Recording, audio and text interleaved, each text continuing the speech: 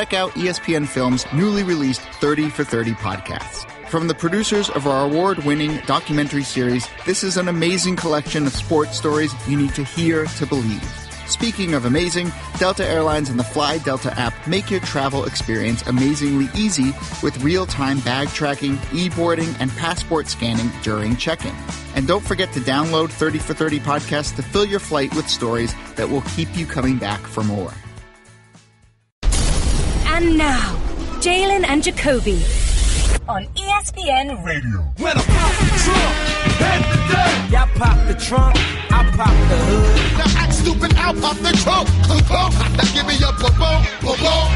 I'm David Jacoby, in for Jalen Rose. Repeat guest here at Jalen and Jacoby, Anita Marks. How are you, Anita? I'm great. And I have to say, like, every time I'm on your show, all my friends and people in the industry are like, God, they love you. I'm like, we say nice things about you. I'm like, yeah, they actually, like, they really, really like me. Yeah, we do. Yeah. I'm really glad that you're here. I love that I'm here today. I'm really glad that you're here. One of the things that you cover heavily is the New York Football Giants. And guess what? There's some Giants news to start with. I know. This is never a good sign when the owner of the team says something like this. We have John Mara and Steve Tisch saying, quote, Ben McAdoo is our head coach and has our support. Yeah, I think that's what they have to say. Because you know what? Listen, it is the Giant way. Willington Mara, John Mara's father. I mean, this is the way that the organization operates. And this is, and with all due respect, I mean, in honesty, this is why they have so much respect in and around the NFL, is because this is how they operate. And so I get it. Now, I do believe that there will be changes made at the end of the season. No, you don't think McAdoo's going to be the head coach next year? Come on. What? Come on. Do you think they should consider? Come on. How can anyone survive this? I said this on Sports Nation. I hate talking about people losing their jobs. Sure. It's the worst thing to talk about because it's not just Ben McAdoo. It's an entire coaching staff. So I hate to talk about it, but I don't know how someone survives what has happened here. And also, I don't believe this is the wisest decision. I think based on what's happening in that locker room, there's so much, it's such dysfunction happening. The New York media is, there is blood in the water, and there are sharks in that locker room right now, and all they want to talk about is the players that are turning on Ben McAdoo. That's the topic. How can a team seriously concentrate and prepare for an opponent each and every week when the topic of discussion is how much the team in the locker room has turned on their coach? And you've got Ben McAdoo who's calling it fake news. Well, you've got Josina Anderson, who every day is getting text messages from players in that locker room who are telling her real news. It's real news. So here's the question: is we are in agreement that he will not be the head coach next season, right? So should there be some consideration to perhaps? I know it's not the Giant way, but just saying, you know what? We're going to have this interim head coach now, and Ben McAdoo is no longer the head coach. Spagnuolo, who really, in my opinion, Spags, he should come in. He's the defensive coordinator right now. He's been a head coach before with the Rams. We've seen him be the head coach for the Rams before. I really think that a changing of the guard needs to happen now, and not to say that Spags should be the head coach moving forward, okay? Who knows? Maybe they send the Saints a draft pick for Sean Payton. Sean Payton, part of that Giants family. Again, this is... Ooh, talk to me. I like this. This is what the Giants like to do. They like to keep it in-house. Jason Garrett at one point in time, keep in mind, was a part of the Giants organization. Sean Payton. I'm really big on Josh McDaniels, but I think Josh McDaniels is waiting for Bill Belichick and Tom Brady to ride off in the sunset with their 6 or 7 Super Bowls, whatever at the end of the day that they win, and I think he knows he's the next heir apparent. But I think that's a guy that the Giants should consider going after. But it's so bad. It's so toxic. It's so ugly, and I don't see it getting better unless Ben leaves. And so that's why I'm saying right now it needs to change. Look, they've got Philadelphia coming up. They lost to the San Francisco, an 0-9 San Francisco 49ers. The schedule gets more difficult. It's gonna get uglier as the season progresses. John and Steve are hanging out, and they say, you know what? I don't know what to do about this. I'm going to call Anita. Let's get on the phone with Anita. Let's conference call Anita. Uh-oh. She's around. She knows a lot. Let's get her on the phone, and let's ask her what we should do. Should we fire him midway through the season? And what would I say? Yeah. I'd say, listen, that locker room is toxic right now. You've got players that are reaching out to media anonymously and telling that media person who, of course, is reporting, Josine Anderson on ESPN, how it is. And now what's happened is now there's divide in the locker room, because now you've got Landon Collins and Jonathan Casillas and Snacks Harrison who are angry and upset of these anonymous players that are communicating this. So now there's dissension in the locker room. And again, winning is the best deodorant. There's Tom's deodorant in there right now, and it doesn't work. Tom's deodorant we all know Tom's deodorant doesn't work. Tom's deodorant doesn't work. Unless they sponsor the show. Oh, and they don't.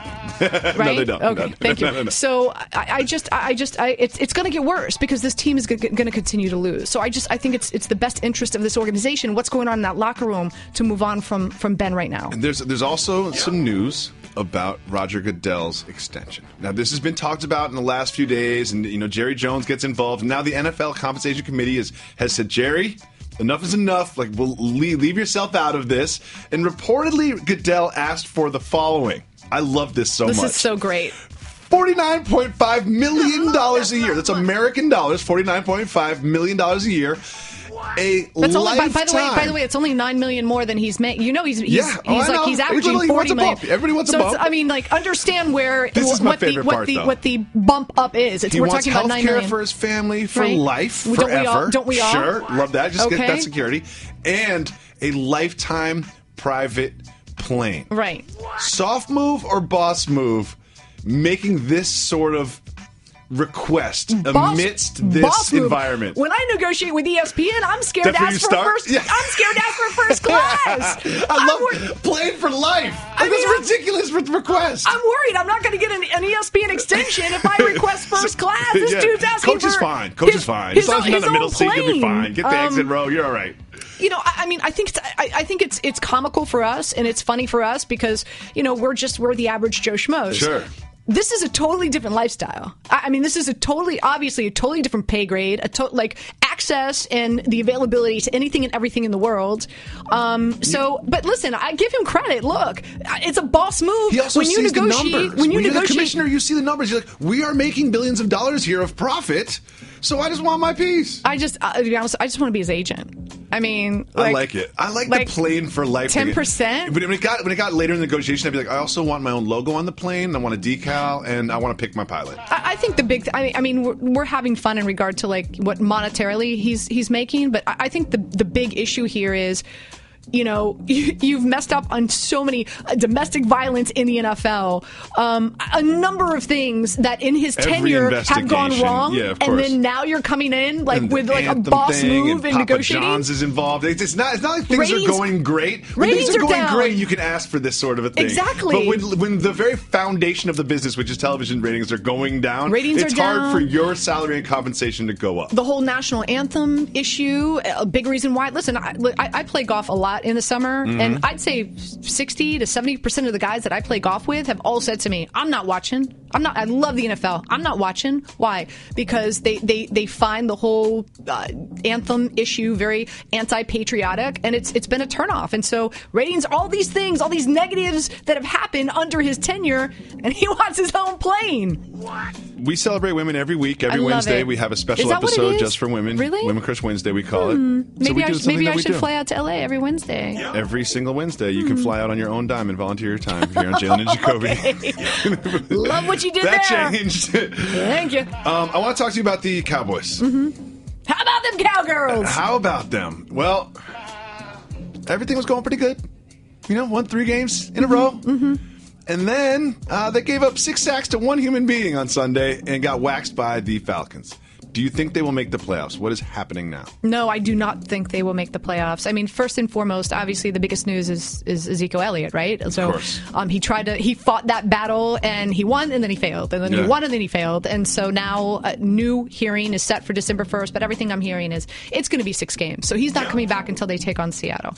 So, but it's evident based on what we saw in this Atlanta game that they're not committed to the run at all without Ezekiel there. Okay, you've got Alfred Morris. We saw what he was able to do in Washington. Rod Smith, McFadden, but I think McFadden got 1 snap. Yeah. I mean, but this is actually the first game. I want to say that he was active. Yeah. He's and not. I call it active and not attractive. So I like a little sound. Yeah, it's cute. Yeah, it's really cute.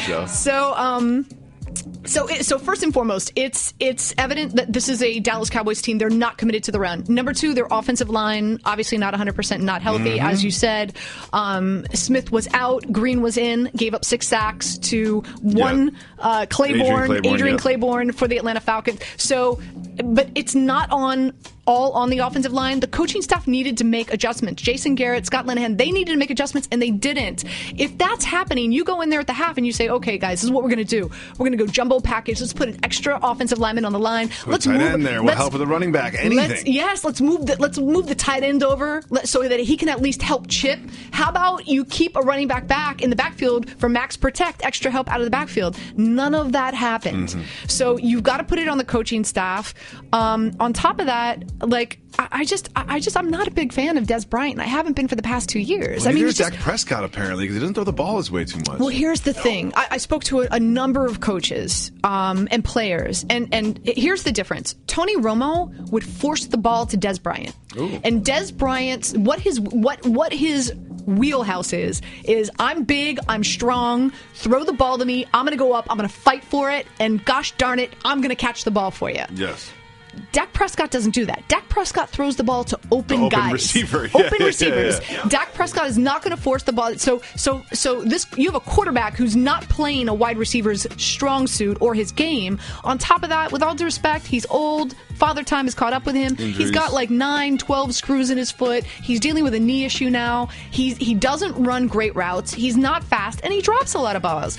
I go back to the heyday when the Dallas Cowboys were winning Super Bowls, and you had that trifecta, right? Emmitt Smith, Michael Irvin, and Troy Aikman. I won't use the word shock, but I'm a little surprised. I thought the Dallas Cowboys would try to trade Dez Bryant and focus in on next year going out and bringing in a real stud wide receiver and create that trifecta that was so successful during their heyday. So I think a big reason why they're struggling as well is Dez, and they lost their field goal kicker. Dan Bailey is one of the best field goal kickers in the NFL, and when you have a field goal kicker who's like money from 50, 55, 58 out, it gives your offense such confidence. Just get us to the 35-yard line. Can you get us to the 35? Don't forget the red zone. Get us to the 35. And it's like automatic 3 points. And so when you lose that confidence, you lose the confidence in running the football because you don't have Ezekiel Elliott, your coaching staff. Sean Lee. Your coaching staff, and that's another thing. Sean Lee.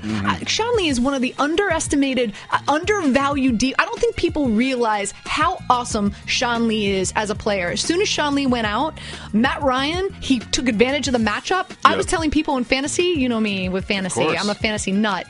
I was telling people, do not play Austin Hooper because that matchup with Sean Lee, he wasn't gonna put up a point for you. What happened as soon as Sean Lee went out, like I want to say like a few minutes into the first quarter with a hamstring issue, he just got targeted. I want to say 6 receptions, almost I want to say 50, 55 yards, and he scored a touchdown because Matt Ryan is a smart quarterback, and that's what he did. So with all those reasons we just sat here for 5 minutes and talking about, you've got the Seattle Seahawks, you've got the Minnesota Vikings, you've got better teams that are going to be competing to try to get in as a wild card. So unfortunately, they're not going to win the division. The Philadelphia Eagles are just unbelievable. I mean, probably one of the best stories this year in the NFL. They're not going to win the division, and I don't think they get in as a wild card. Can you explain to me this Martellus Bennett situation? I've read all the stuff and I understand it, but I want to hear you explain it to me and our audience exactly what happened with him. So it's really interesting. So every team has their own medical staff, right? And some medical staffs are more lenient than others, right? Like the Giants are known to have the most conservative medical staff, where like if there's an inkling of any kind of injury, they will tell the owners, you cannot play this player, and there's no negotiating. There's no talking them out of it, right? And there's other teams out there that are like, well, his ligament his ligament does feel loose. Maybe if, we give him some therapy and he wraps it, put some tussin on it, put some Robitussin on it. I'll wrap it with some ace bandage, it'll be fine. Get him out there, like little Chris Rock. Anyway, so our audience understands the reference. So all teams have a different kind of like mentality or philosophy when it comes to their medical staff. I would imagine that the Patriots medical staff is pretty serious. So and the Green Bay Packers, I would as well. So this is what I think happened. I think Bennett, a.k.a. the Black Unicorn. You know he calls himself that, right? I do know that. Okay, all right. So he goes to the Green Bay Packers. He's got Aaron Rodgers, unbelievable wide receiving, like solid rushing attack with Ty Montgomery, right? And Aaron Jones is back there, and Jamal Williams. Anyway, man, Super Bowl contender. Mm-hmm. He's excited. I think this is his last year playing. Oh boy, I won a Super Bowl with the Patriots. Now what if I win a Super Bowl with the Green Bay Packers? Life is good. How's that working out for you? Not very well. Aaron Rodgers is out. Huntley is nowhere close to Aaron Rodgers. And I think the writing was on the wall. And so a lot of times when guys kind of know what's happening and they have no shot of winning, ow, my ear hurts. Ow, my toe hurts. And so they'll go to the medical staff, and the medical staff, maybe they don't find anything, but what are you going to do? Tell the player that he's lying? You can't do that. So I don't know anything. This is my opinion. This is what I think happened is that Martella, that I just think he was just like, you know what? I'm done. Like, this is my last year. I don't want to go out there and play and like injure myself even more. I'm not saying he doesn't have an injury. Maybe his shoulder is a little beat up, but is it as bad as he was saying? Obviously not. You saw him just played. Go out and play for the Patriots. 38 yards receiving, 6 targets. So he gets cut. Patriots, like they always do, pick him up. They bring him in. And I mean, not like, he didn't woo the world last night, but... They used him. But they used him. And he got tackled, and he caught balls. And let me tell you, they're going to continue to use him. And if this Patriots team continues to roll and their defense gets each and every week, their defense has gotten better and better and better. Mm-hmm. He's going to be a big part of that offense once they get into the postseason. So, again, it's just like the rich get richer. The Patriots continue to get better. It's unbelievable. It's like one of the facts in life. So, you are... our favorite fantasy guru here, Jalen and Jacoby. Thank you. You're in 70,000 leagues. 12. And I'm not going to let you leave without giving our listeners, not people like me that aren't in the hunt anymore. You know what I mean? Really? Are you done? I mean, I'm never Why? done. I'm going to keep What's fighting. What's your record? 3-5? Oh, no, you're done. More than that. Whatever. I got like 3 wins. Yeah. Yeah, so you're imagine that one of our listeners, some of our listeners are they're in the hunt. Right. Second, third, fourth place in their league. They're still in it. Give me like 2 solid, actionable pieces of advice for people that are still in the hunt in their fantasy. Well, I think what you need to start looking at matchups. And I want to say 2 weeks ago, I looked back and I looked at matchups, and quarterback-wise, Derek Carr and Tyrod Taylor have unbelievable matchups in week 12 through 14 through 16. Okay. Week 14 through 16, and that's where your playoffs start 14, 15. Your championship typically is week 16. So try to trade because Tyrod Taylor at one point in time you were able to pick him up off the waiver wire. Not anymore. And I'm not looking at this past game against the Saints. The Saints defense is just ridiculous. They're so much better than what most people what we've come to expect with the Saints, right? Especially from the Saints. Yes. Unbelievable. So, but Tyrod Taylor and Derek Carr, these are 2 quarterbacks that you want to try to trade for. Trade deadline's right around the corner, by the way. So you need to be you need to run, not walk. You need to be active and attractive, and try to go out there and try to trade as quickly as possible and go get these guys. There's a number of wide receivers. Like, for example, Allen Hurns just went down for the Jacksonville Jaguars. The Jaguars have a receiver called Dede Westbrook. This guy's unbelievable. Nice. I have a feeling that he hasn't been active yet this season. I have a feeling that he's going to be active now. That if Allen Hurns is done for the season, I have a feeling he's going to come in. And I'm talking about guys who are like, if you're in a 14, 16-man league and you're desperate. I mean, I'm talking like desperate. Sure. Dede Westbrook was a guy you want to keep an eye on. I'd pick him up this week in fantasy. Again, the Jacksonville Jaguars, very favorable schedule moving forward, especially for wide receivers. And also, keep an eye on Curtis Samuel. With the trade with Kelvin Benjamin going to the Buffalo Bills, right. Each and every week, Curtis Samuel is getting more and more targets. We're going to see him play tonight, Monday Night Football, for the Carolina Panthers. Westbrook, he's Samuel, right. Trade for Taylor. Trade for Derek Carr and Tyrod Taylor. 3 very actionable pieces of advice from our favorite fantasy guru, Anita Marks. There you go. Shout to Matthew Berry. He's on another level. Shout out. Listen, I just want to say thank you so much for coming by and being on Jalen and Jacoby. And I also want to say, next time you're in town, come golf with me. You know what I mean? We'll get a new perspective. What's your handicap? I'm a terrible golfer, but my handicap is like 7 beers around. Okay. Hey girl, have you done something new with your scales? Using new moisturizer? Nice. It really brings out the hazel in your eyes. Oh, hold on. Are you using whitening strips too? Your fangs look good, girl. Really good. A really charming snake charmer? Surprising. What's not surprising? How much you could save by switching to Geico. Wait, what? Have you been doing Pilates too? Geico. 15 minutes could save you 15% or more. Thank Anita Marks for coming by. Right now, we have Ramona Shelburne. Swapping one blonde for another, right? Yes. Ramona, do you remember the Celtics when they were 0-2 and they lost Gordon Hayward? Yeah, and it was so sad. And it was just so sad, and I felt bad for sad Brad Stevens there on the sideline. Well, now they are winning and winning and winning and winning and winning. 12 straight. They've won the last 2 games without Kyrie Irving and Gordon Hayward. How do you make sense of this? How long do you think it will continue? I think it will continue until Thursday when they lose to the Warriors. But for right now, it's a really nice story. It is. We'll enjoy it for half of a week. For half of a week. Because I think Golden State's going to go in there and say, okay, we're still the Warriors. Yep. I know we lost a few games early. They dial up and down at will. I've noticed that about Golden that team. State's They like dial the up C and down student at will. who has who can get the A on any test they want if they study. How did you get 1,500 on the SATs? Yes. And exactly. That's Golden State. So they'll go in there. It's Boston. They want to assert that they can beat anybody, any place, and it gets their attention. They'll be motivated, I think, and they match up well. One of the things the Celtics have been doing this year, I think, is just defensively. They've got all these young dudes who are really long, which is something we've heard before with the Warriors, right? They're one of those teams that everybody now is derivative of the Warriors. You're looking at how to beat Golden State. So when the Warriors stand arm to arm, they're really long and nobody can get through, and so everybody looks at that and says, okay, we need guys like that too. And you got young guys with Rozier and Jalen Brown and Jason Tate. They're stepping up defensively, which is how you can win without your stars when they go down. Would you consider them to be the favorite to come out of the East? Nope. Me neither. I'm still going with the Cavs. I'm Me still too. there. I'm so not concerned about the Cavs. I know, me neither. I want to sound the alarm bells and all that.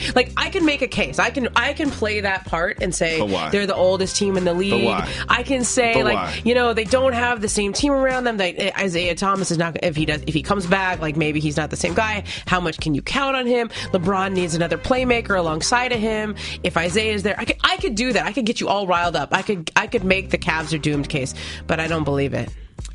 We all know LiAngelo Ball and a gentleman named Jalen. Okay. And Cody Riley were in China. They stole some Louis Vuitton sunglasses. Right. I have a lot of questions about this, but we'll table that for a second. Was it one pair? Was it 3 pairs? They're going to share the pair? How does this all work? I think there were other stores, too. From the latest Arash Markazi reporting was that there were 3 different stores. And there was, multiple things going on. Yeah, there's footage of them. So coordinated. And we all have to say allegedly. Okay, we have to do that every time we do that, so that's the journalistic check here. But there's a reason why they're still under house arrest there, and the team is home. You mentioned Arash.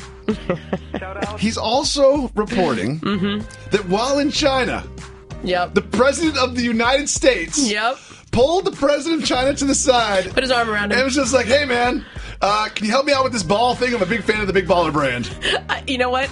If this ends up with Donald Trump and LeVar Ball at a press conference, I'm done. Need that. I'm done. We need that. Do we need that? I think we do. I don't think we need that. I need that. Can Dennis Rodman be there? Can we get Dennis Rodman involved? Well, there is North Korea involved, right? That could happen. Dennis Rodman could be there brokering nuclear treaties with North Korea. And then, Trump can be there brokering LiAngelo Ball. Yeah. Look, somehow. Here's what, have you been to China? Yes. Okay. And you understand how much of what's going on here is about respect, right? It looks from the footage, from what we've been reading, even though this is all an allegation at this point, they haven't been charged, it looks like they did it, okay? So it looks like there's footage of them stealing stuff from Chinese stores. And this We're is stuff on it late at night. We can say they did it. We can say that. Yeah, okay. they did it. So that's disrespectful. In that culture, that is very disrespectful. To come into somebody else's country and in their stores and take things that you don't need, okay? Take them for the sake of taking them. Good point. And a lot of people in China China are already sensitive to this. I've made a few calls on it and finding out what's really going on. And I think a lot of this is just political. Like, they're probably going to get out and they're probably going to go home. Yes. And the question is UCLA going to suspend them? Yeah, I love that they could face up to 10 years. Like, they're not going to do 10 years in jail, but they're going to have 10 years in jail threatened to them, and they're going to be told how serious this is. But eventually they will be playing basketball for, I think people in China have this sense that, one, they're being treated by different rules than a regular Chinese citizen who did something like this. They'd already be in jail. Okay, sure. That has to be massaged, right? But they need to, like LeVar saying the first day, I think Arash got him on camera saying it's not a big deal. Yeah. That did not go over very well. I bet. And I think this is really all about respect. And so if there's a way to massage this and make the messaging work for China and the Chinese authorities, they'll be home. If there isn't, it might be their minute. Well, Earvin Magic Johnson was on Mike and Mike, and he was talking about the other Ball brother, the one that actually plays in the NBA. And here's what he had to say. We're not going to mess with it. We're going to let him shoot and play his game. And after the season he's not shooting well, then we'll sit down with him and say, hey, let's maybe look at a different way, or let's try to improve the way you are shooting. What is it that caused you not to shoot well? Is it your balance? Is it the fact that you didn't release it well? We can break it down with him, but we don't want to mess with his shot. He's proven that he's knocked that shot down, and we want him to encourage him to keep shooting. I love Magic saying, we don't know what it is about your shot that's not working. I can't imagine it might be the fact that you shoot it from the other side of your body next to your face. Yeah. But we don't know. We don't know. I'm super well versed in the history of this Lonzo Ball shot, okay? And I know too much about this. Talk to me. Part of the reason he started shooting like that is that LeVar Ball had him play up. So he would be 11 and he'd play against 15-year-olds, 16-year-olds, and they were all taller than him. So in order to get around and over them, they're not all tall like you, Jacoby, right?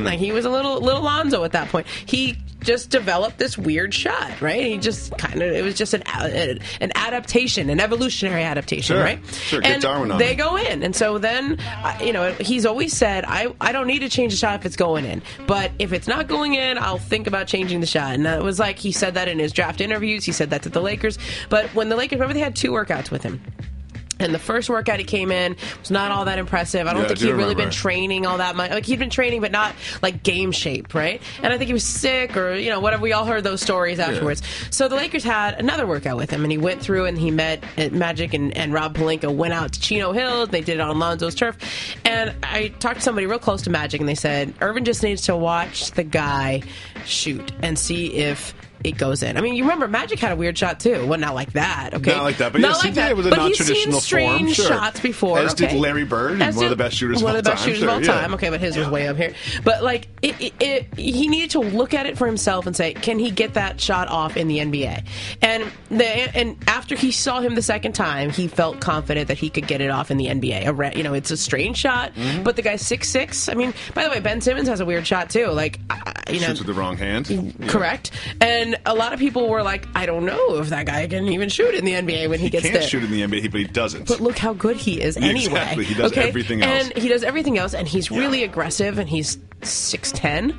So Lonzo being 6'6" really helps. And I think they feel that if he's just aggressive and he goes to the hoop and he can hit that little floater in the mid-range game, they can live with him having that funky shot. And eventually, once he starts getting a little confidence closer to the rim, he'll be better on the outside shot. What I heard was, we're going to completely change it this summer. We're going to let him have his rookie year with this bad shot. That's kind of what I heard when I was listening to that. I'm like, Ramona, when they relaxed the NFL celebration rule, I was really excited for this. And I have to say, I've been very disappointed this season. There has been very few noteworthy or even semi-entertaining celebrations in the National Football League. And then we were outdone by the Canadians in the CFL. Take a look at this. They're playing limbo with a human being after a touchdown. You should get extra points. Do you get extra points for that? I think that was really good. You should definitely get extra points for that. Do you think that we've been out-celebrated by the Canadians up north? I like what the Chiefs did. Remember, the beanbag race? The potato sack race. Potato sack race. Or whatever. It was pretty good. Right. But that was solid. You have to do that quickly. I enjoyed that. You can't just, get into the limbo thing. And, they practiced that. I also had high hopes for the Los Angeles Clippers this year. You did? Yeah, I did. Why, just to go the other way? Is it when others are zagging or what? They won 4 straight to start the season. They do that in the beginning of years. Things were going good. And now they are absolutely terrible. What is happening with the Clippers? Patrick Beverley's hurt, Teodosic's hurt, Gallo's been a little hurt, and like when they don't have any margin for error with those guys. Plus, all those dudes like got traded in the sort of grab bag trade, right? Like, here's how we're going to make all the salaries match, and like it's hard to build something when you have guys who just got here, weren't signed here, maybe are under contract for a year. Like, it's just hard to go in the same direction. Well, it's easy to go in the right direction in New York City because all New Yorkers know the easiest way to get around is the subway system. That's correct. Don't get in a cab. Don't get in an Uber. It's never going to work out for you. And you know who else learned this? The Cleveland Cavaliers. They were told that it was going to be a 45-minute bus ride or a 6-minute train ride. First of all, no train ride is 6 minutes, but whatever. They got lied to. Yeah. So they went onto the subway. It's probably not a 45-minute drive either. There's LeBron on the subway. They're enjoying it. Cal Korver's there. Next to him, they got the nice spot next to the door. So you're not in between two people. Dwayne Wade. Everyone's wearing their hoods. Yep. Then there's this guy who's getting filmed, gets upset about it. I mean... No, we have now learned this guy's done an interview. What? The guy who didn't want to be filmed.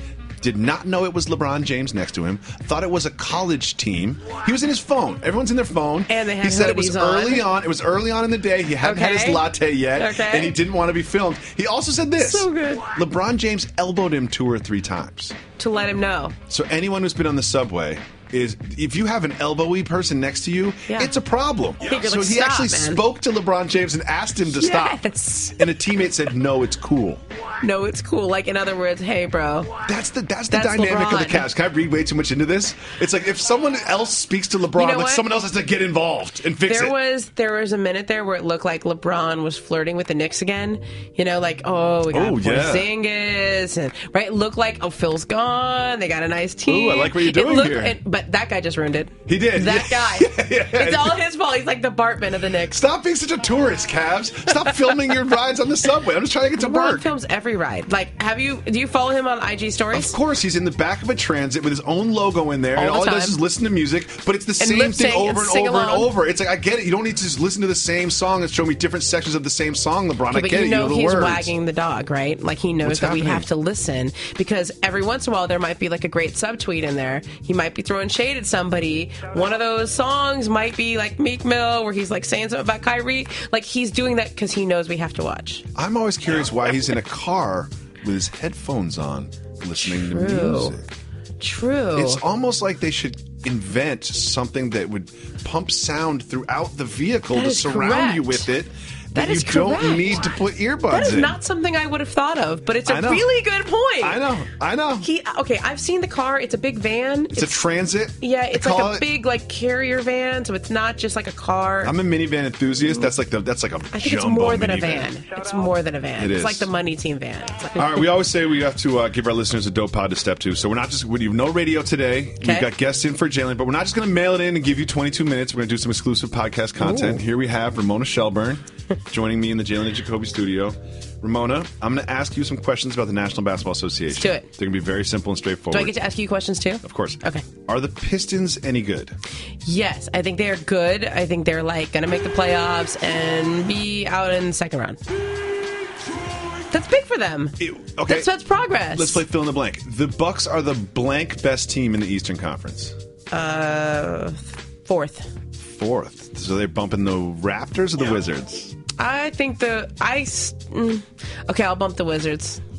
I'll bump the Wizards. Yeah, I kind of like the Raptors this year. They're up and down. Like I think it's gonna take a little time for them to learn how to play that way. But I think that I don't know. I like them more. I have more faith in them because the Wizards have been talking a lot, and then when they have these big games, they don't deliver. And I don't like that. Like to me, it's like if you're gonna talk, you better bring it in that game. I'm gonna make a huge generalization here, but something I have noticed in decades of sports fandom is sometimes before you get there, you have to get almost there. Yeah. And the Raptors have done their almost there thing. Yeah. So it's not like, here we are in the Eastern Conference Finals. What an accomplishment. Like you kind of need to lose a couple to like get over the hump. Now that's a total generalization, cliche thing to say, like a total radio guy thing to say, but like it is true. It has happened. I don't think they're getting over the hump. I still think they're like third. I think Boston and Cleveland are going to be in the Eastern Conference Finals this year. And the question is whether or not Cleveland is in it right then. They have a bunch of old guys. Like, that's the oldest team in the league. Cleveland's going to be in it. You think they're going to win it? Yes. You think they're going to go to the finals again? Yes. I do too. I'm almost positive. Like, I'm almost positive. I'm almost positive, too. Yeah. Unless somebody gets hurt, or if, like, LeBron hurts his elbow or his shoulder or something. Like that happened his last year in Cleveland the last time. Gets hurt. I know, that's true. He could just, like, get a new Did arm. you see his ankle? I was watching that game. His ankle hit the ground. And I thought, I was like, oh, God. Like, that's at least, like, a week. Yeah, I think he just ordered up a new ligament and put it in. And then he came back in the game later. He was hurt. And it was the same ankle he sprained in training camp. Like, that was I was like, oh, he's going to be out. Do you know what I attribute all this to? Okay. The yoga bubble workout. If you're not a complete NBA nerd, you don't know what I'm talking about. But he's got these weird little, like, bubbles that he stands on before games and does workouts. I think those make your ankles really strong. But then if your ankle was that strong, it wouldn't fold over the way it did. Well, it's not made of steel, but like you're stronger and more pliable in that area. Maybe bounce back a little bit. That's what I'm going to go with. All right, I'll go with you on that. You said you're going to the Knicks-Lakers game. A couple weeks, yeah. I'm a very die easy Knicks fan. Die easy. Yep. All right. There's a lot to be excited about in New York. Yep. Do you believe Kristaps Porzingis can continue this tear? I do. Yeah. I do. I'm a believer in the unicorn. And I even like Hardaway. Like I like that little combo they got going. I feel good about the Knicks in that they are going finally in a direction that looks like up. Okay. I don't know that they're really good, but I thought they were tanking this year. Like the way that they came out of the gate. They did too. I think they did too. Because it's a really strong draft. And they're like, well, we could use another lottery pick. And you look at their roster on paper, it doesn't scream like we're making a run at this.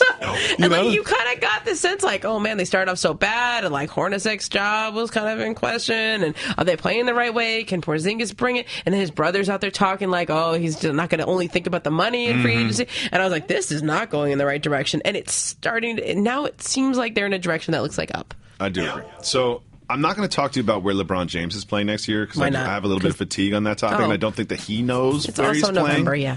Like, I don't think he knows where he's going, so we're all just kind of like yapping. Yeah. But I know you're very connected in Los Angeles, the Lakers organization. Okay. I'll go with that. So let's say, what other free agents? Okay. Like I think the Lakers roster is going to be completely different next year. Oh, yeah. Right? So I think it'll be different by February. Not named LeBron James. Yeah. What other players could you see in the purple and gold? I'm not going to hold you to this, but just potentials.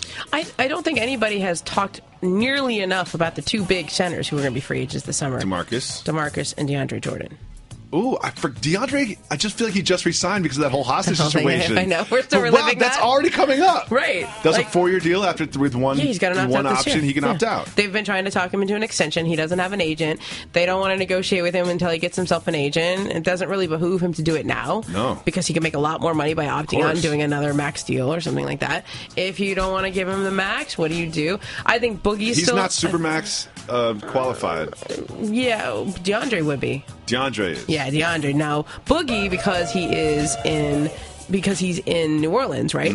I don't think he can get that either, right? I think the way those rules work, you had to get it with your own team. Yep. But Boogie is the guy that we have to watch really, really carefully because I don't know that partnership with Brow works and I don't know if he knows if it works. Sure. I think he likes New Orleans. I think it's a good spot for him. It's close to where he grew up. He's got a lot of family in and around. But there's a lot of people in this league, a lot of players in this league who, especially the guys in the Olympic team, who really like and respect Boogie and feel like they could play with him. We have a theory here on Jalen and Jacoby that Boogie will be the catalyst for the next super team. And remember the question I asked you at the start of this conversation? Like, couldn't you see like a Boogie Paul George? Yeah, I could see all of that. Boogie Paul George, and then you got Ball, and the rest. Look, all you have to do is look at what LeBron James needs to win. So as you get older, you need younger players, right? And you need people who do things that you used to do really well, but now that takes too much out of you, right? So defense, creating shots. Okay, so that's why Kyrie leaving was such a big deal for him because he needed him. He needed him to keep creating shots. They would go to Kyrie at the end of games more than they would go to LeBron James. Is going to get tired. Like, he is a cyborg. Yes, you're correct. But he's getting older, and you can't just put that on yourself all the time. So that's why he keeps tweeting at Lonzo. That's why he keeps saying nice things. But another thing that LeBron really needs around him, though, that they don't have, shooting. That's correct. Brook Lopez is their best three-point shooter. I'm not kidding. That's not a joke. Yeah, that's true. Not a joke. It's not. I do like when Brook Lopez shoots. I do too. It is fun. It goes in. I get happy. And he shoots every time, like a green light. But it's like if we were talking about LeBron not coming here, is how we started this whole thing. But all NBA roads lead back to LeBron James. But I agree with you that DeMarcus Cousins being on the Lakers next year is not a stretch. They wanted him last time. It's not a stretch. They tried to go trade for him when he was in Sacramento. They're not saying Brook Lopez is the center of our future with this franchise. Although I think they would, if they don't get like a DeMarcus or DeAndre or something like that, if they have the 2 max spots taken up by the Paul and LeBron or whatever it is, like I think they would resign Brook because he does do some nice things. But he's not Zubac is not the center of the future either. I love Zubac. Don't get me wrong. What happened to Zubac? He was they don't good. play The him. end of last year, he was good. They don't play him. Summer League, he was like all right. But here's the thing: is like. Luke Walton knows more about Zubac than I do. Probably true. You know what I mean? And something tells me that if he was really the guy, if he was who I think he is, he would be playing. Okay, but the Lakers need to go into full 2010 New York Knicks mode, where everyone just got showcased so you could trade them. Like, and they're not quite there yet. Like, I still think they're trying to win. Right? They're not trying to be like, we're just gonna like get your stats up there. No, they're trying to win. They just can't shoot. And I think like look at how they're playing right now. They're not like Randall's coming off the bench, so like he's gonna look good because he's playing against second units all the time. Yeah, Clarkson looks good. Both those guys, I think, are the types that you look could be moved because they have to create enough cap space. Randall's moved. He's off the team, as far as I'm concerned. I don't think. Okay, if he doesn't get traded, there's a scenario that's really going to suck for him, okay? But they could wait him out. Like, they could wait to see if they get free agents, and then they could rescind their qualifying offer. Like, he could get in that spot where, like, they just make him wait and wait and wait. He'll get picked up somewhere and make millions of dollars. I don't know. This happened to Shabazz Muhammad. Remember that? Like, he didn't end up getting much of a deal. Yeah. It's a tough spot for him. now, too, by the way. Oh, okay. Yeah, he's changed his name officially. Oh, okay. He has. Finally, I had 1 million kids this weekend. Yep. So I didn't get a lot of chance to watch sports. So I recorded. When you say you had 1 million kids, like at your house, I didn't birth them. Okay. No. My wife was out of town, so I had my 3 children who were very young in a handful. And it feels like a lot more when they're under 5. Yeah. Yes, it does. So, and then I had this scenario where I recorded the Pacers Rockets game just so I could like at least have a nice 90 minutes of just like sports time before I go to bed. Because there was a blowout in the NFL game. So how'd you just pick Pacers Rockets? It was the only late game. Okay, got it. And by the time I can't like watch a day game at night because I know what happened on Twitter or whatever. Yeah. So I was watching this Rockets team saying they do not have CP3, who's an excellent basketball player, and they look really good. Yeah, you know why they look good? Because they have Luke Mbamute and they have PJ Tucker, and those dudes are strong. And they put out this lineup of Tucker, Mute.